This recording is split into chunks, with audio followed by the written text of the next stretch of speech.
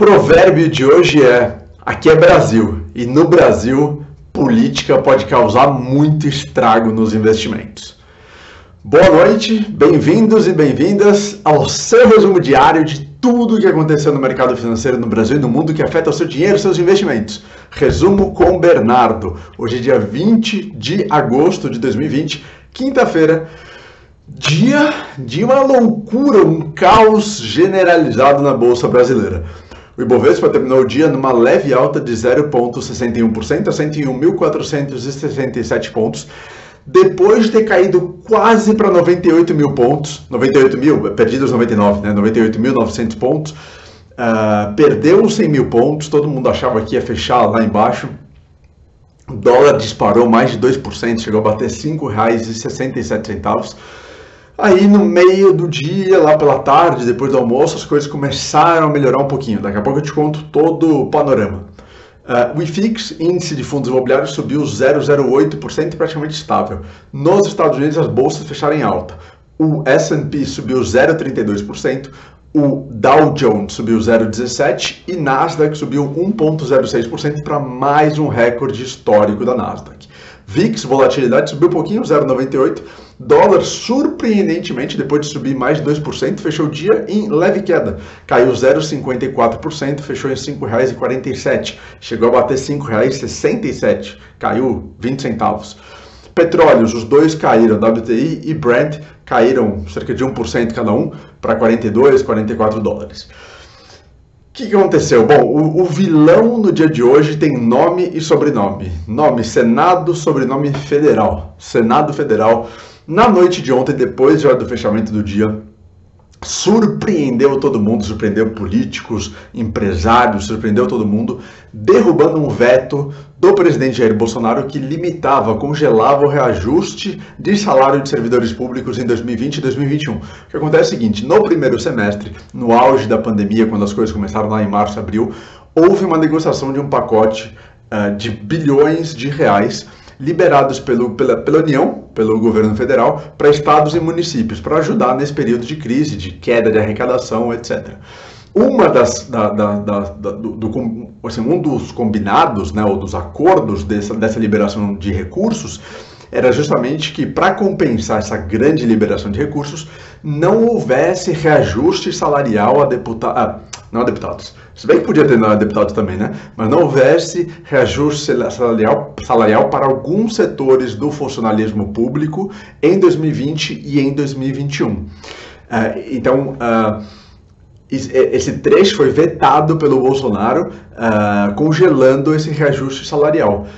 Porém, quando acontece um veto presidencial, isso retorna ao Congresso Nacional para o Congresso apreciar o veto. E aí o Congresso pode derrubar o veto ou mantê-lo. Ontem o Senado Federal derrubou esse veto presidencial, permitindo então o reajuste salarial de alguns de setores do funcionalismo público. Estou explicando tudo isso só para você entender bem o que aconteceu exatamente. E aí a loucura no mercado, assim, por que causou essa reação tão grande? Porque esse reajuste salarial pode representar mais de 100 bilhões de reais de gastos por parte do Estado, do governo federal, da União. E é um dinheiro gigantesco que explode teto fiscal, descontrola a dívida pública, aumenta os gastos públicos. Isso pode trazer mais inflação, pode prejudicar a taxa de juros. E o que as pessoas não entendem, momento #desabafo, é que a parcela mais pobre da população brasileira é quem sofre com isso, com mais inflação, com aumento de taxa de juros, população que se endivida, que precisa de empréstimo para fechar as contas no final do mês. As pessoas acham que isso beneficia a classe mais rica da população brasileira. Isso não é verdade, não. Quem se prejudica mais é o setor mais pobre, mais desfavorecido economicamente da sociedade brasileira. Então, enfim, um caos, uma preocupação gigantesca. O Paulo Guedes chegou a dizer que era um crime tirar dinheiro da saúde e usar esse dinheiro para reajustar o salário de alguns servidores públicos. E aí, enfim, o mercado abriu hoje super pessimista, super preocupado, né? Como eu falei para vocês, Ibovespa caiu, dólar explodiu. O Banco Central chegou a fazer 2 leilões de dólar à vista para conter essa alta do dólar. E aí, no meio da tarde, o Rodrigo Maia, Rodriguinho, presidente da Câmara dos Deputados, disse que acredita, defende fortemente a manutenção do veto, que não pode ter esse reajuste aos salários de alguns servidores públicos. Isso trouxe um alívio para o mercado, para os investidores, na crença de que a queda do veto no Senado vai ser revertida na Câmara, porque agora foi para a Câmara vai voltar e está votando neste momento. A expectativa é que a Câmara reverta, então mantenha o veto presidencial ao reajuste salarial. E por conta disso, o mercado aliviou um pouco mais tranquilo, ainda não está vencida, entre aspas, essa batalha, precisamos ver o resultado final da Câmara, mas tem uma expectativa de que a Câmara reverta essa queda. Então, estou exausto. Essa foi a loucura do dia de hoje.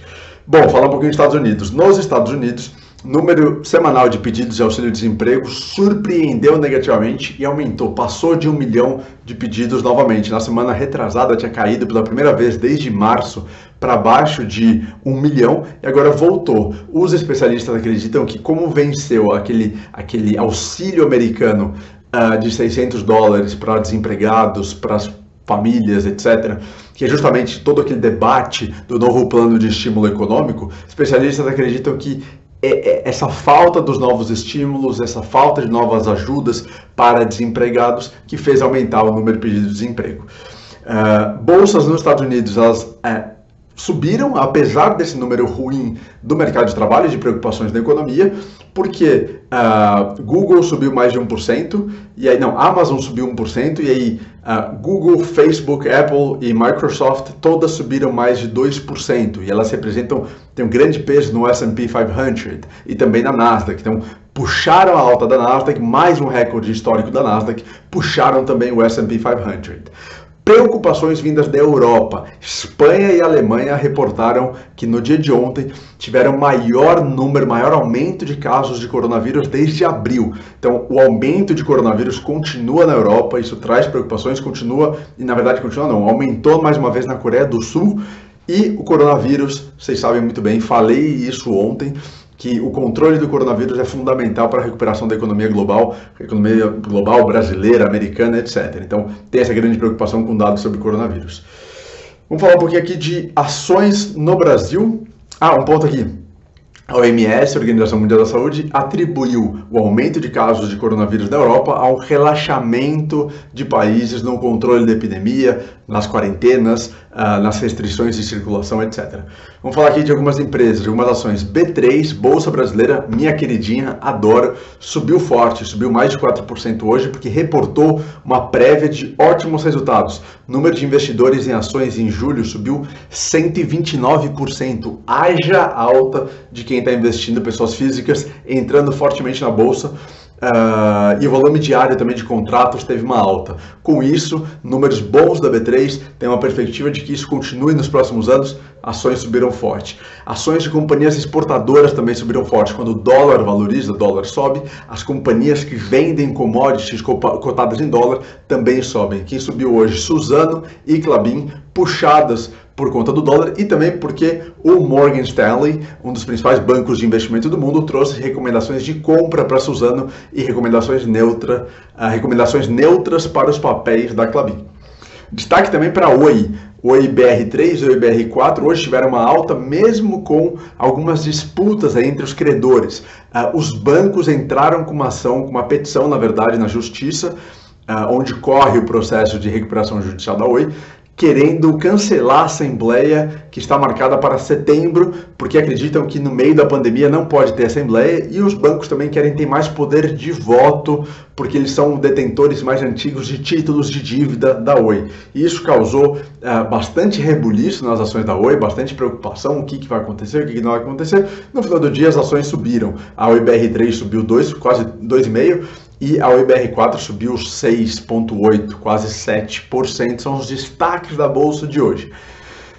Ufa, dia foi puxado. Se você gostou do resumo com o Bernardo de hoje, se ele foi bom para você, por favor, compartilha com as outras pessoas que você me ajuda muito. No Instagram, clica no aviãozinho, manda para todo mundo, deixa o seu like aqui que você me ajuda muito. Se você estiver assistindo no YouTube, deixa o seu like, se inscreve no canal que eu te agradeço e você também me ajuda muitíssimo. Obrigado, um abraço e até amanhã.